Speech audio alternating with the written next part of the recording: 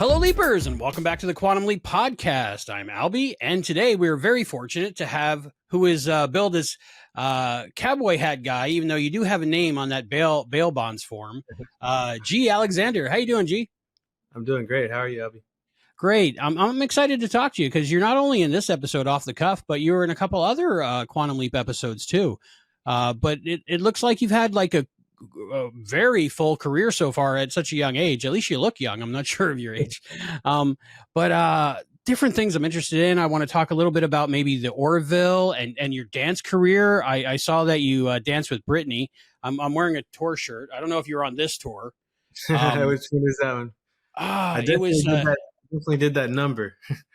Really? Yeah. Oh, yeah. So I saw some pictures and I was like, I might have seen him live because I went to, I think, 4 different Britney tours. So Orlando and Miami. I was on the Femme Fatale tour. Oh, very cool. Very cool. It was like 2011-ish. Wow. Is he in the States, right? Yeah. We did States. We went to South America and we went to Europe. Wow. So what's that like dancing underneath Britney? Man, that was my first world tour. Actually, I moved to Los Angeles in 2009 to pursue dance. Actually, and one of my first auditions was for Michael Jackson. This Is It. Oh, and wow. I ended up getting cut probably in the second round, and it kind of just influenced and motivated me to kind of keep going for it. And I think like a year later, they had the audition for Britney. And I ended up going, but before that, I did a few dance movies as well. So I was kind of like starting to get established in the dance side of the industry.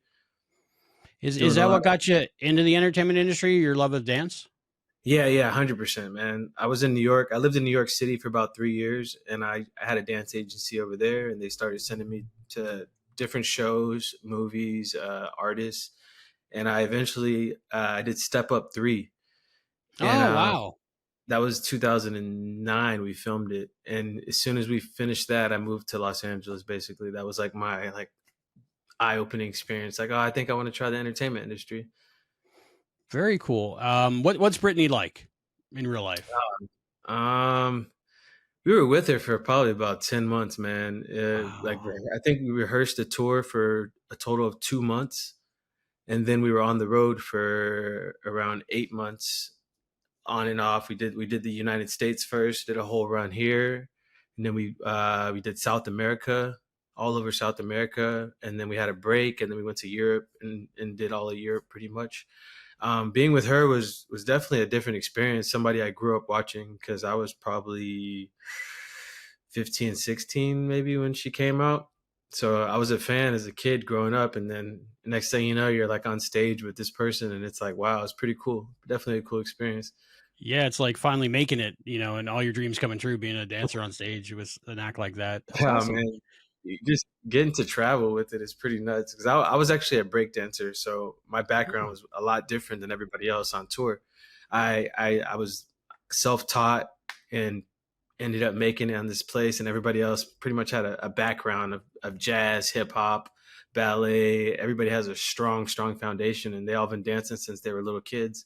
So it's very different, but it's eye opening, and it makes you very humble, and you learn a lot of new things. You start stretching differently. You start learning different styles of dance because we had to do a lot of choreo. I think we had 21 numbers on the tour, and it's a 90-minute show.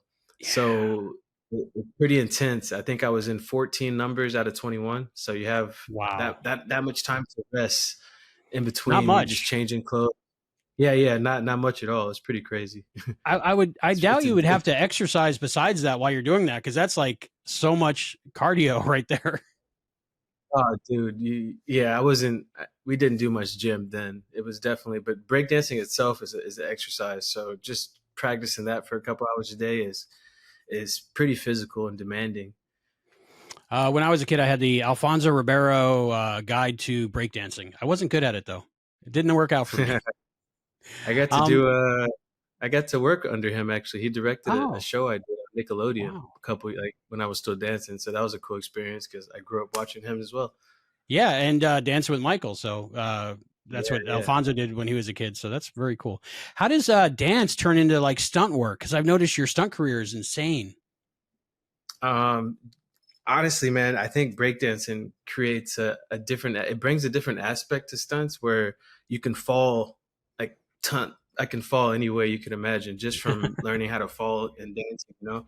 So it kind of opened the door because everybody else I work with is like second, third, fourth generation stuntmen. Like their grandfathers did it, their fathers, their uncles, their moms, you know, like they grew up doing this and they've been doing it since they were 5, 6 years old, you know? So coming from a dance background, I came in a different route, of course, but I still train with the same people. I used to, when I did Step Up, I met a lot of guys who were actually parkour. They did parkour, they did free running, they did tricking. And when I moved to LA, they invited me to come to their gym. And the gym is in the valley. It's called Joining All Movement, and it's owned by 3 stunt guys. And I didn't know when I first started going, of course, but just being there and practicing and learning and training with people and learning new disciplines, um, people started bringing me under their wings, and I started learning how to do stunt moves and different recs and reactions. Got into driving a little bit. But yeah, just trying to get well rounded. But it's all just networking and meeting people and learning and being open to learning something new because that's always very shocking, you know? Yeah. Wow. Other shows that you've been on that I'm interested in is like the Orville. Can you tell me what that's like? It looks like you did 6 episodes. Were you under heavy makeup in that? Oh man, yeah, we were crazy prosthetics in Orville. I think I did about 6 episodes. I played One of the the krill, krill. maybe. Yeah, Yeah. yeah, the krill makeup was one of my favorites. That took probably about an hour and a half to put on and another hour to take it off. But the team behind that, man, they are amazing. One of the best makeup jobs I've ever seen. Like they have it down to the T. It's the process is amazing. I wish I would have had a GoPro in those days to film it, to do like a time lapse with it. A lot of my buddies do that now, and I'm so jealous I missed out on that because the process and being in the chair and watching them do this. And they also put those full eye contacts on your eye. You get I think the with the krill we had the all blacks, and that was pretty crazy because before you come and do the job, they send you to an optometrist and they measure your eye socket. They have to Oh. measure each actor, each stuntman's eye socket, and that determines the size of the contact lens that they give you. So luckily, I have a huge eye socket, so I got to wear the biggest size possible. So the makeup team loved it because everybody can't put them in their eye. Apparently, I didn't know that, but Mhm. they felt fine to me. But you have a person on set that's their job is to put them on and take them off, to give you eye drops in between takes, to make sure you're feeling okay. Like that's their sole mission, just to make sure your eyes are safe. Do they cast stunt people for a lot of those roles just because it is very physical? Uh, it's 50-50. They hire a lot of actors as well, but if they know there's going to be like stunts involved, yeah, they definitely. It's usually all stunt guys. We did Very cool. episodes where there was like 10 of us on set. Sometimes there could only be like 3 or 4, so it wasn't always a heavy amount. But definitely just because there's usually stunts involved, those stunts in there, so Hmm. they're usually Good good stunt show. guys. Good show. But yeah, Um, I missed it. yeah. I understand it's not fully canceled yet. It's not definite, so you never know. You might come back. I mean, Seth MacFarlane's a genius, man. He would Mhm. he would be on set directing the show, acting in the show, producing the show all at once. Like, and witnessing that, it was pretty nuts in Yeah, and itself. Just because you know his history, you know his shows, and it's like, wow, like this guy, he's really on top of it. yeah, a lot of people say one of the best Star Trek shows is the Orville, and it's not even Star Trek. But you were on Star Trek too, right? Picard. What did you do on Yeah. I Picard? got to work on the last season of Picard. That was a pretty nuts experience, man. We were playing like these cyborgs. We have like this computer graphic kind of on our face or Yeah. whatever. And we were bad guys, and we come in and they just it's a big shootout basically. That's all it was. It wasn't anything Huh. crazy. You don't you see me for maybe like 5-10 seconds, and then it's Okay. like the door closes on my face. Oh, I think I kind of remember that. I have it on Blu-ray, so I'll check it out later. Very cool. Yeah, I'm like I drop to my knee, I get up, and I'm like walking towards the door, like I'm beelining towards the cast to try to Yeah. get them. and the door closes like right on me, and it's like the Kind of scene like ends a right. cyborg zombie kind of thing. Yeah, I remember Yeah, that. Yeah. All yeah. right. That's awesome. Very cool. Very No, it cool. was a fun one. So how do you get involved in Quantum Leap? You were in two previous episodes before Off the Cuff, right? The boxing Yeah, one, and I think the repilot, the yeah. one I that did they. the. Yeah, I got Jeff Barnett, the stunt coordinator, is an amazing guy. Stunts Unlimited. I worked for his father a few years ago, Greg Barnett, and he's a legendary stunt coordinator. And Jeff came up under him, and he's a chip off the old block, and he's a great guy, family man. He has kids. I have kids, so like we get along with a lot of things. But he's called me a few times, and I was available and came in, did my thing. That's pretty much it is just being available and Mhm, knowing the people, proper networking, being able to be trusted because their name is on the line when they bring you in. So mhm. it's also putting a good name in for other people. So just being trustworthy, you know. Um, I got to do the pilot, which was great. I was just doing some driving in that one, but the second episode I did as the boxer. I was actually cast to double the lead, and the guy got COVID Oh, on the day. He got COVID on the day or the day before, so they ended up having to recast the whole actor. So they ended up changing to a completely different person. So I ended up doubling another guy, which was hmm. still cool. I got to do a little driving and a little bit of running around and stuff. But yeah, it was crazy. It was so last minute. So as a favor, he kind of brought me back in to do another spot just because it happens. It was literally the day of. I already had my fitting. Um, Back then we were doing COVID tests like 2, 3 times before you would come to set. So I had to do all Mhm. the tests and everything. But yeah, my actor ended up catching COVID, and I felt bad for him because it was such a cool spot. And he's Yeah. actually he comes from a boxing family. He was actually Oh wow. he was a real boxer. Oh So wow. he had the experience, and just to fit into the character was like he probably didn't even need a double. He was that good at boxing, you know. Wow. Yeah, So it it's was still one just of the best. Still one of the best episodes of the new series. I think is a really good one. that's that's awesome. So they must trust you because they brought you back a third time for off the cuff, and they give you some lines, and you're a character. You're an actual character in this one. So what's that like? Yeah, yeah. I was casting hit me up probably a few weeks before and asked me to send in some lines. Sent in some lines, a couple of different versions, and ended up hitting me back. They liked it. I got the job, and everything else was set. It was a crazy experience because I show up to set, and that's when Jeff breaks down what we're going to be doing, and he's like, "Oh, it was some simple stuff. We're going to be getting electrocuted in a basement," and it's like, yeah, we're getting electrocuted in the basement. We go and rehearse that with the actors. Man, that was a fun day, just the rehearsal. The actors were so intense and hands on. Like they were they were amped to be on the floor rolling around. It was crazy because usually a lot of actors they don't want to do stunts like this, especially fight choreography, and you don't have a lot of time to learn it. It's not like for a movie we rehearse this stuff for like a month, you know. So it can get in your body. You're doing it over and over, and by the time we actually shoot it, it looks perfect. Like you can do it just as good as a stuntman. But when it's like a day, like learning in an hour, you know, it's pretty nuts. And yeah, they were game, man. They were all over the Mhm. place. And yeah, we were on set. We were on the lot. We shot that part on the lot. And then we had like about 4 or 5 days. We were out on this ranch in what area is that? It's kind of not Calabasas. Yeah. What in like Agora Hills actually. It's like over there Okay. off Agora Hills somewhere. But we were on a 2,800-acre ranch that they used to shoot television shows, commercials, like music videos, everything. And yeah, we were all over this property, driving around, going crazy, man. Like it was a cool experience because I've never even I was driving a 1970s Chevy SS. Oh Um, wow. like and I've never even driven this car before, or a car like eh, probably I've driven older cars, but usually not the muscle cars. We get all kind of stuff on set. I think last time I was on Quantum Leap and I drove, I was in like a Pinto. So it's like because just depending on what year you're in, I think I was in 1985, so they brought out the Pinto.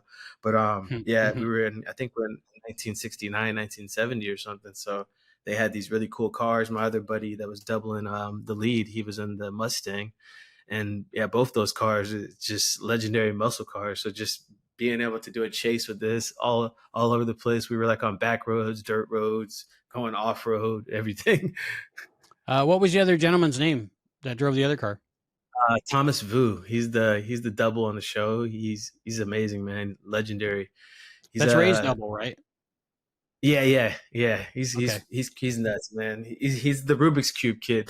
If you ever see him, this guy can do a Rubik's Cube in like I think 26 seconds. Wow, that's crazy. like and yeah, you can just show it. You mix it up, you show it to him, he looks at it for like 5 seconds, and then boom, just done. If I ever get to talk to him, I'll ask him about that to show me. Oh, dude, this is somebody you would actually probably want to interview. He was on I think he did America's Got Talent, and they lit him on fire while he's doing the Rubik's Cube. I'm sure that's on YouTube somewhere, right? Oh man, and they have him hanging. He did one like that, then he did one where he's hanging on a rope, and they light the rope on fire, and he has to finish the Rubik's Cube before the rope snaps. Wow. And then and it keeps going. That's not even the end of it. It's pretty intense. It keeps going after that. So yeah, you want to talk to that kid. It's pretty cool. crazy. Did we've talked to another stuntman from Quantum Leap, Steve Bravler? Have you worked with him? Yeah, I worked with Steve a few times. We do NCIS Los Angeles, which actually got canceled this past season. They did 14 seasons, but I used to double one of the cops, Agent Roundtree, on there for the past like 3.5 years, and Steve would come in double. He would double different actors on and off. So I worked with him over there, and I also worked with him on the Rookie Feds. He was doubling over there. We were both doubling different characters, and we had to do a fight against each other. So it was pretty cool. Very cool. I got to ask more about that driving. Were you involved in like the rolling of the car, or is that like automated now? Because you don't want somebody in there when it's like flipping over and stuff, right? How does that work? And it's crazy. A lot of movies still do it, like movies, music videos. It's all about the prep and the team that behind it. They have to if you're gonna roll a car, you gotta do a lot to it. They put a roll cage in it. And they usually need multiple versions of that car because you never know if it's going to happen. It's going to work on one or two, So this particular one on this show, I think they did it in post-production. So we didn't actually have to roll it there. Also did something else I never did before. It was a dead man. Like we usually do it as like we call it a dead man. You pretty much have a line on your body and you're running. And when it gets to the full extent of the rope, you get snapped back, and it's like a very violent throw. And they use it on a lot of movies. They edit out the line, and you'll never know what the heck happened. Like the dude just goes flying, and it's violent. So we do it with our bodies, but on this show we did it with a car. So they put the line on the SS, and I actually drive full speed into a tree. Wow! Yeah. The line tightens, and it's still pretty scary because it's hard to trust a line like this, and you're driving a car that weighs all this weight, and anything can happen. But it literally stopped probably about 2 inches from the tree.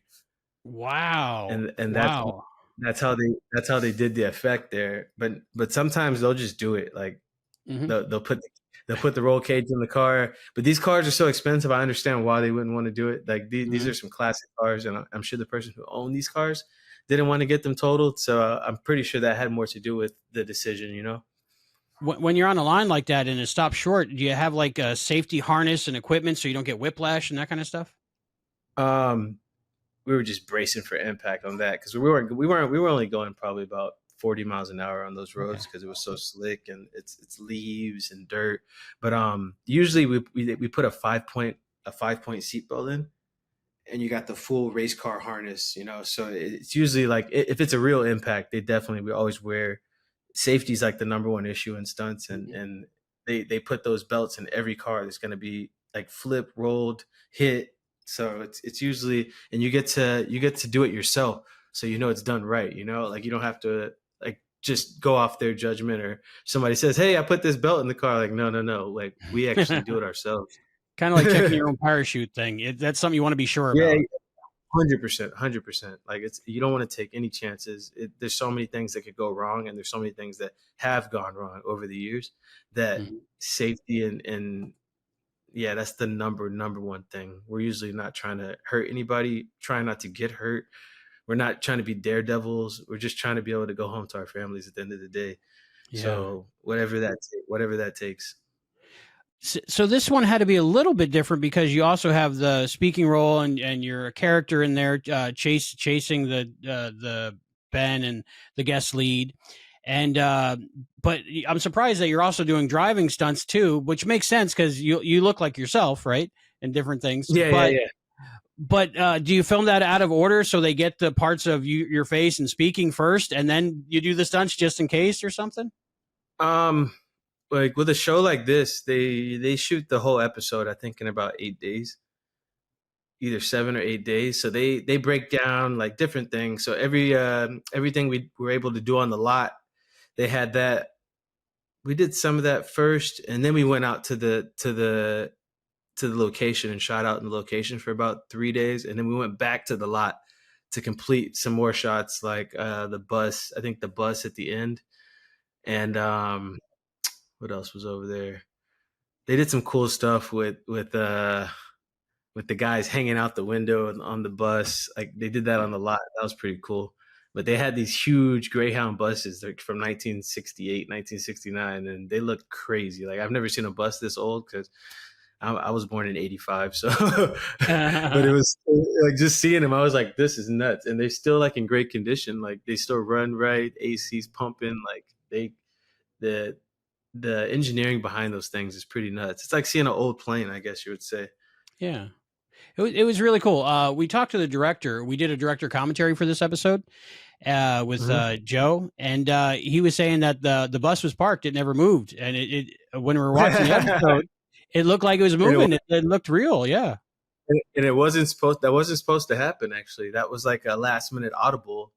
Hmm. Um, I guess I can say since you talked, but yeah, that was like they had planned on driving that day, and Hmm. I think there was a big cemetery. There's a big cemetery down the street from the studio that they were having a funeral, and they had the road blocked off that they plan on using, and they tried to wait it out, and they ended up just saying, you know what, we'll figure out a way. So I guess they just did it in post production, and It totally worked. that's what they were, yeah, yeah. They shot some shots on the stage that they were hanging out the window. Even they had this huge fan blowing, the lights flashing. Like, I've seen it so many times, and I know what they're doing, but it still amazes me when I see the final product.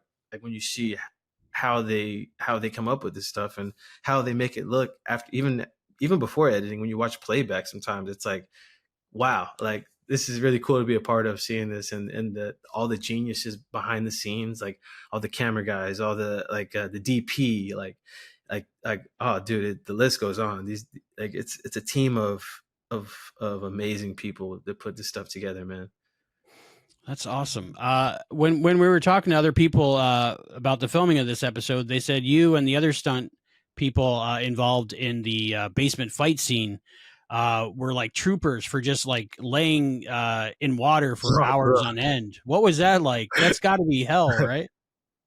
Dude, that water, the water had to be. It's okay. So crazy. The water was probably about in the low 60s, I believe.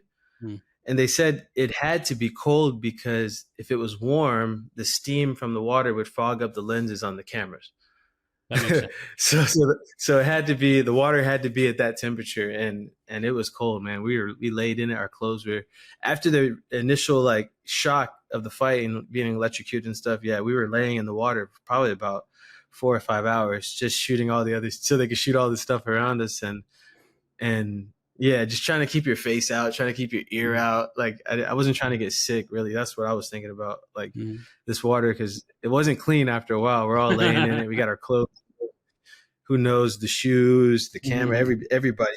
Like, yeah, it was definitely cold though. But luckily, my background is diving. I do a lot of free Oh, diving and diving, so I'm pretty used to the water, especially out here in California. The water out here, it's usually cold. about, the cold is around 52, 53. Hmm. And even when it's warm, it's not even that warm. It's like mid 60s, maybe. I think when I got scuba certified, it was 61. So like that was still pretty cold. Yeah, I was surprised by that when I went out to California. The water was cold because I'm from Florida, so the water's warm here Exactly. always. It's like heated. Exactly. It I took thought me, man. California was the I was same. in, No.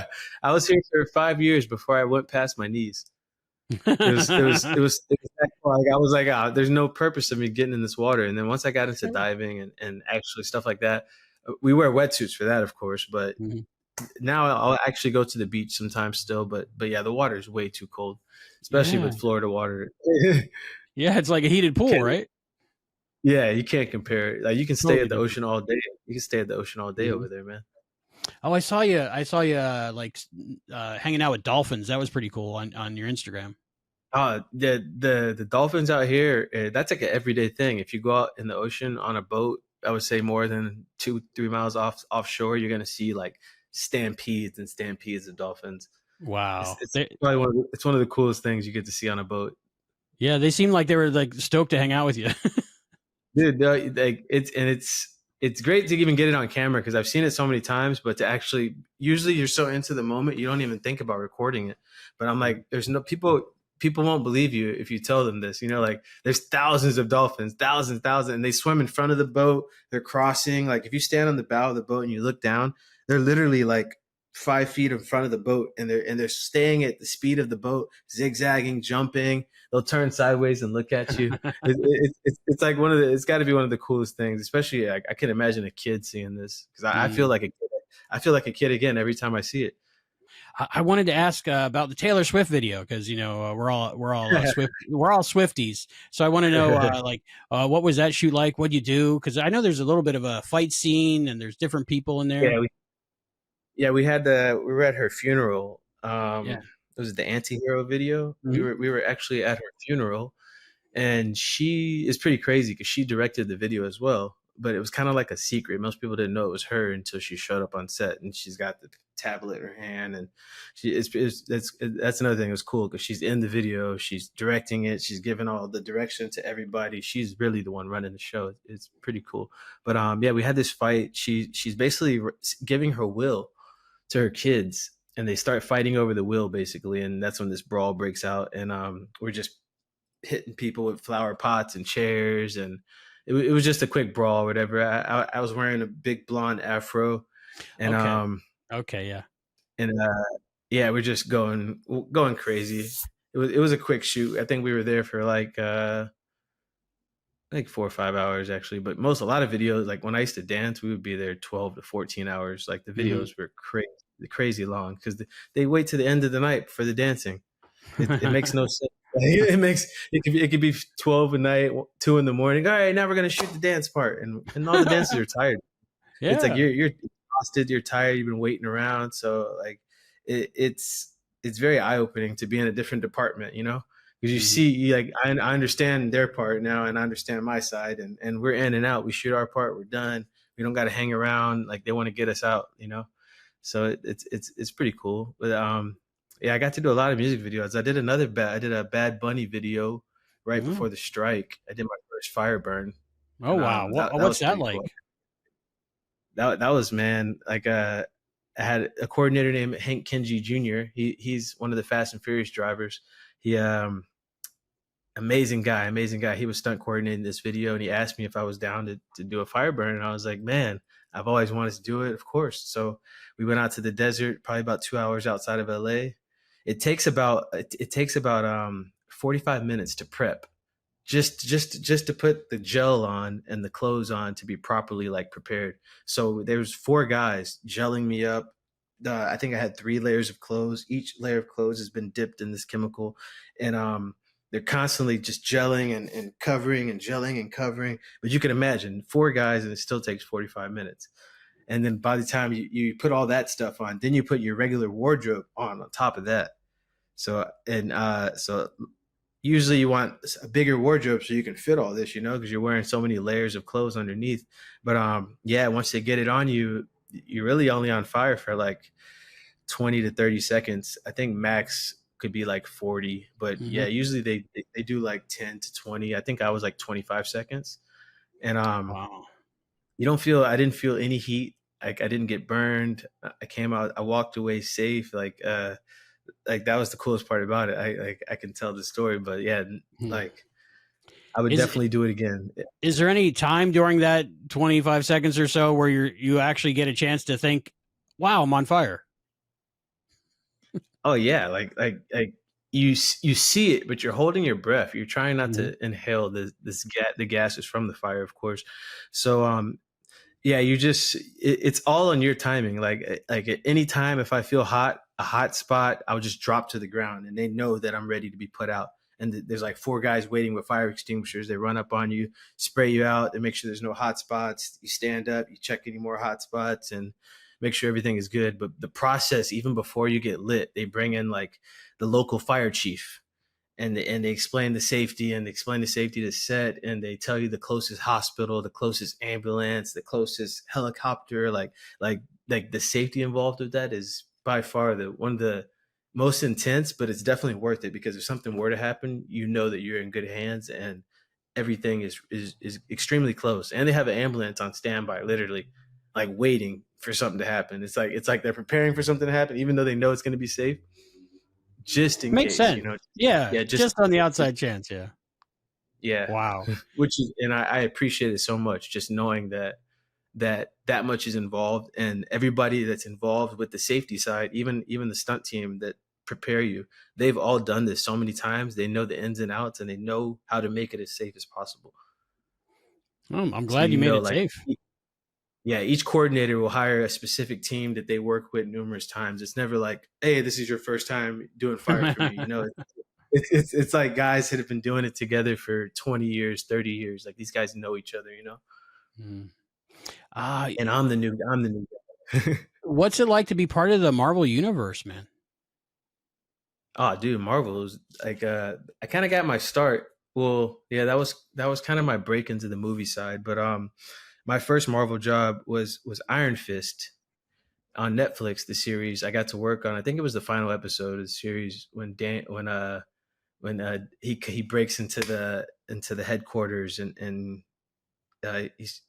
it's him going in. He breaks into the window, and the lights are off. He comes and he finally uses his powers, and he punches the Mhm. ground, and it was like the ripple effect. And I'm one of the bad guys in there that goes Oh, flying cool. when he punches the ground.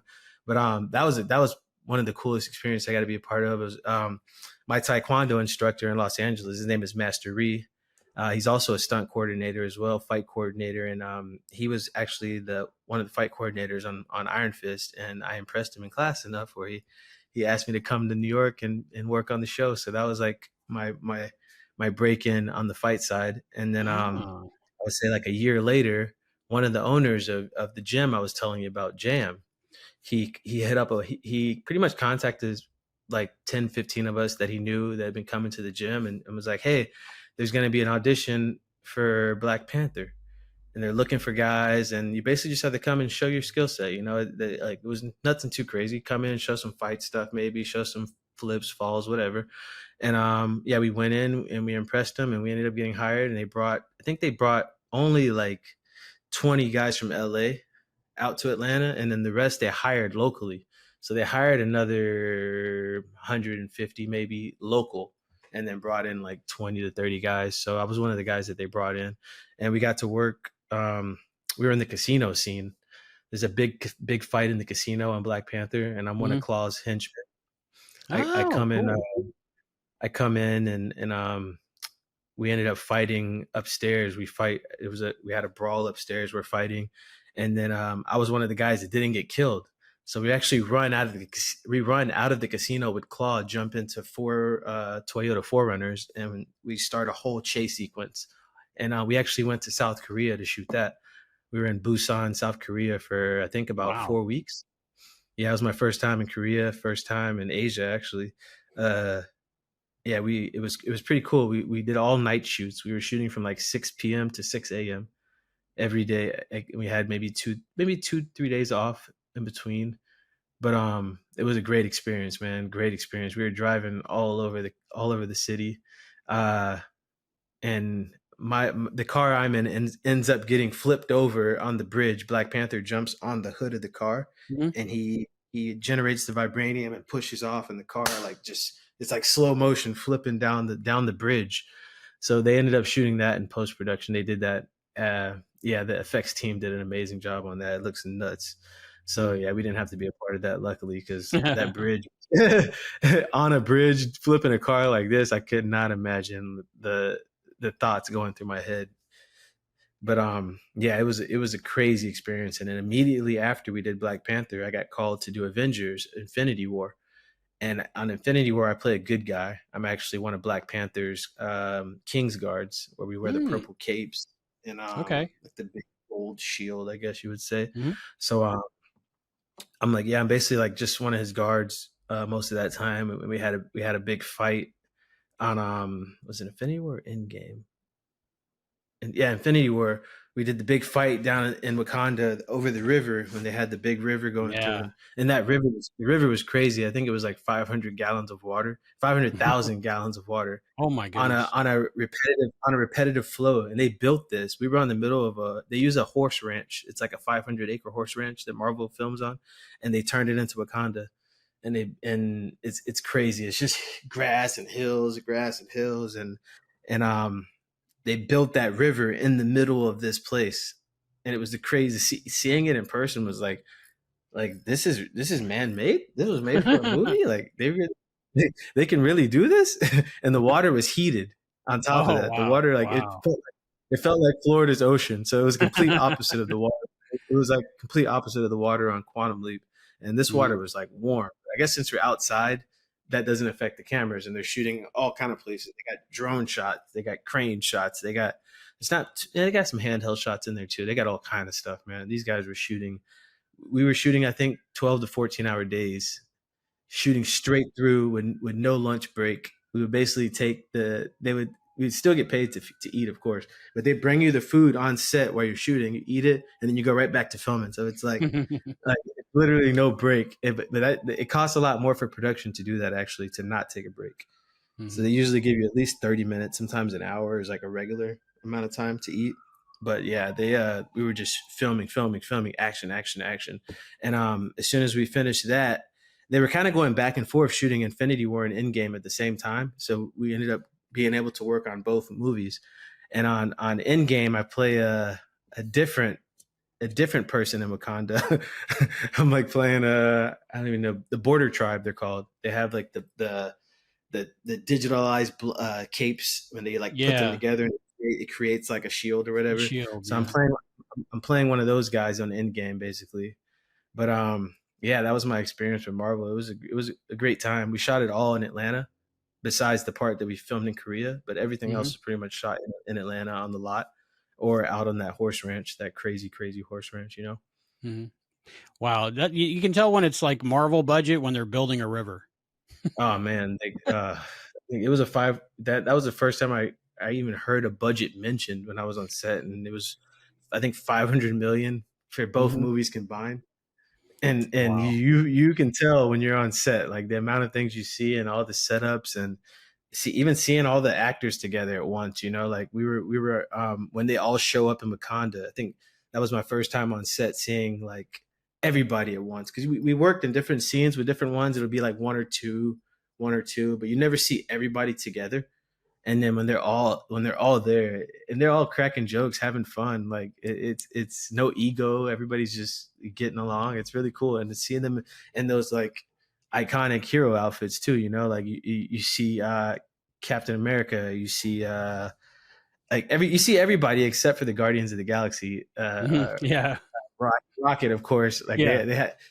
I think James Gunn's brother Yeah. was doing the puppeting for that.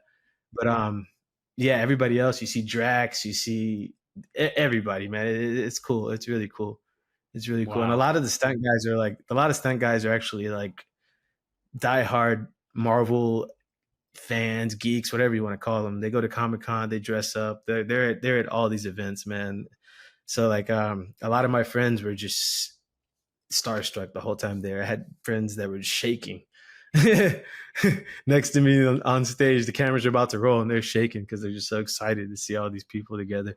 And I'm like, wow, it's cool to me, but I'm not to that extent, But it was still a great experience nonetheless. I definitely, it was something I can remember for life, and share with my kids one day, hopefully. You definitely got to think as a stuntman, you've absolutely made it to be on set with those people doing those Ah, movies. it's like it's a lot more stunt guys hired on these kind of films too, though, because I would say Even on Black Panther, they hired at least 200 to 250 stunt guys for the whole movie, and that's like they're shooting for like 5-6 months at a time. Same thing on Avengers. They hired probably about 200 to 250 stuntmen, and everybody works different times, different scenes, but they hire a lot of guys. It's just um, everybody doesn't get to do crazy stunts though. Some people come in and they're just doing easy stuff. Some people come in and do crazy stuff, but they usually base it more on your skill set or what they've seen you do. So then they throw you into those spots. It's not like, hey, we're gonna give this guy this crazy gag and we don't know if he can do it. Like they don't want to get anybody hurt. They'd rather hire somebody who's like, especially if it's something particular, like driving motorcycles or flipping cars is usually even specific people. They have guys that have been doing it for 30 years, 40 years, and those are the guys usually flipping and rolling cars.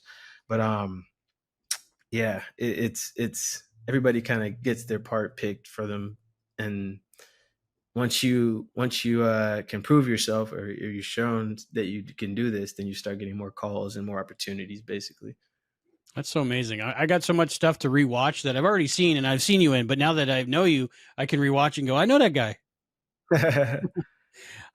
So you've done the dancing, stunts, and now acting. What do you see in your future? You're going to continue to do all of them, or are you going to focus on one or the other? What do you want to do?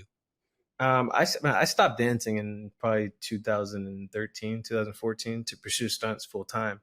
So I only do that at like weddings or in between takes on set. If somebody asks me, "Hey, you still got it?" and then I got to show them I can still do it. But other than that, I just play around with my kids here and there. But with stunts, I'll do stunts until I wouldn't say my body falls apart or anything like that, but it's such I really enjoy it. Honestly, it comes natural coming from my breakdancing background and just meeting the people I get to meet on set. I just love meeting people and talking and learning and picking people's brains, hearing about their stories and stuff like that. I'm all ears.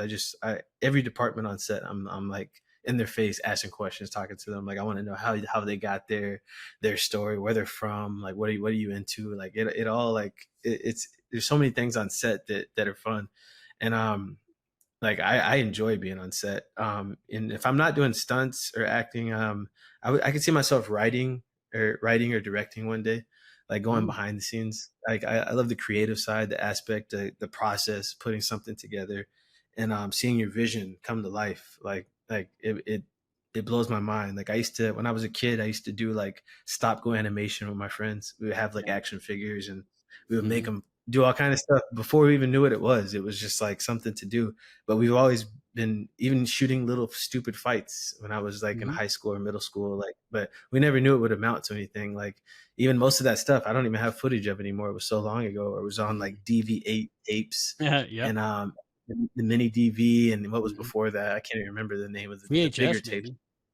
VHS. Not even VHS. After VHS, it was like VHS-C, smaller, 8mm, smaller. Like not before VHS, Video after 8? VHS. Oh, after VHS. Video 8. After VHS. Mini DVD-R. They did a bunch of different formats. Beta. I don't know. Yeah. Beta. But yeah, I did the same thing when I was a kid. I had my A-Team action figures and I'd take still photos and try to make stop motion animation. It was crazy. Yeah. It's fun stuff. Like, maybe you get maybe you get a chance to direct a Quantum Leap one day. Hey, you never know. Like that's another cool part about being in stunts. A lot of my bosses and the people I look up to are becoming second unit directors and directors. So a lot of action stuff right now, like the whole John Wick category that was created by Keanu Reeves as a stunt double from The Matrix. And he has a whole team now under him that are all like amazing fight coordinators, amazing stunt coordinators, and he's bringing them up one by one, so they're all starting to direct their own things and opening doors for the new generation. So it's pretty cool seeing it happen and knowing that like the possibility it could happen to me too, But yeah, like I see myself going in that same route, like eventually, but I'm still having fun performing. A lot of guys my age are over the performing, and then you have guys my age that are still down to do stuff, like if they call me today and be like, hey, you want to do a car hit? I'll be like, yeah, let's go. Like I'm so down to do it. Like stair falls, fire burns, jump in the ocean, whatever you need. Like I'm 100% down, except for motorcycles. I don't do motorcycles. Like I promised my wife in the beginning, I wouldn't Dangerous. do any motorcycle. Yeah, that's probably got to be the most dangerous stunt you can Mm, do. Even if it's not on set, it's still like I have a lot of friends that gotten hurt and died mhm, on just on public streets and highways, you know. So that's mhm. been my one thing that I will not do, man. Like you couldn't talk me into it. That's good. I like that. I only rode a motorcycle once, and I said never again. I've ridden on the back. I've driven a few. I mean, I'm trying to learn wheelies here and there, but I would never do it on set. Like Yeah. a closed course or like something fun here and there, you know, that's okay. Dirt bike tracks, that's okay. But actual motorcycle on set, no, man, no, I'm cool on that. So I'll pass that to the next guy. I have guys that I know that that's their thing, and they love to do it. Like I love to do these kind of stunts. So I'd rather them do it, get the job, and be able to feed themselves and their family, you know. Mhm. Probably my last question. Everybody that comes on, guest stars, different people, they say the set is so amazing. Is it amazing for everybody, from the number one on the card to anybody else on the whole thing? Like the set or the cast? Well, just the environment and the cast. Just uh, Uh, what's it like 100.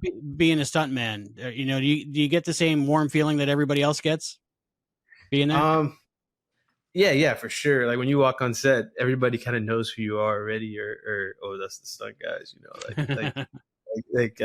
they you get that vibe sometimes, and then sometimes people look at you like you're an idiot, like, hey, why would you do this? You know, like it really depends. Like I usually get a warm feeling from people.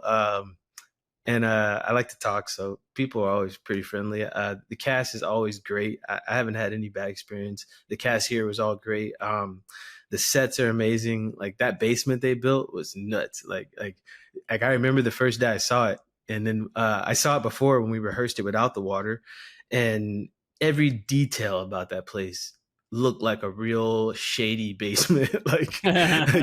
Like spider had spider webs on the walls. Like Wow. the board games, the little details. There was like board games from the 60s and 70s there, like not 70s, I guess you would say. I guess from the 50s and 60s. So Hmm. there's board games. There's like an old train set. Like these guys really do their research on the stuff that they set up in these places. Like like the props department, set deck. All these guys are geniuses, dude. Like um, the creativity behind like those positions and the stuff they get to do and create and come up with is pretty nuts. And even if it's something that they make up, like that they can build, is just it's all crazy. It's pretty mind blowing. And what the effects department do with it on top of that is just like wow, man, wow.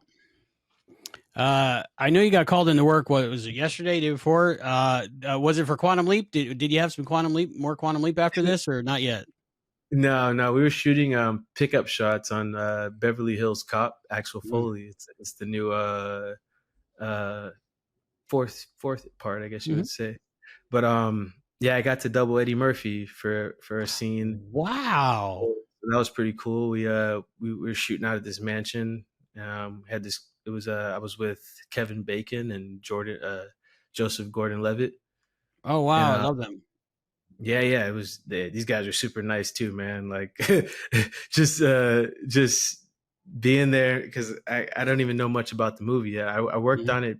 I worked on it before the strike as well, but I was just playing myself. We did some pedestrian stuff down in downtown Los Angeles. They had a helicopter flying on the street, and you'll see the scene in the movie. It's probably a big scene in the movie, but yeah, this helicopter pilot that they use, Fred North. This guy, if you've heard this guy's name, he is nuts, man. He is nuts. Probably one of the best in the industry. He does a lot of stunt flying and crazy stuff. But he brought a helicopter in the middle of downtown, flying between the skyscrapers on the street. Wow. He would reset back. He would have to reset back to one. He would, man, I couldn't even describe it. Like just seeing it over and over. And we did this 2 days in a row for 8 hours a day.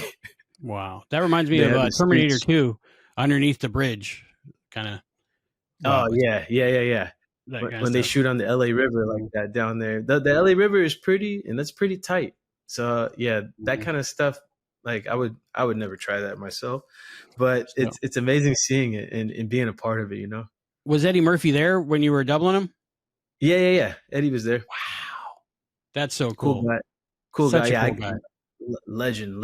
Yeah, I grew up watching legend. all Absolutely. of all of his comedy stuff, Saturday Night Live days. Like I still go back to YouTube and watch his old Hmm. stuff. His Saturday Night, the SNL stuff he did was especially my favorite one was when he did James Brown with the hot Oh tub. yeah, too hot in hot tub.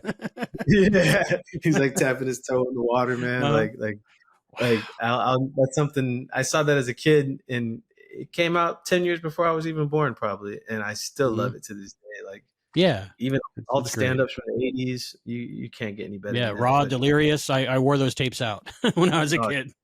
you Way too tell me young to about listen to them. tell me Yeah. about it. That's one I can't wait to tell my family. Like, hey, I got to double Eddie Murphy.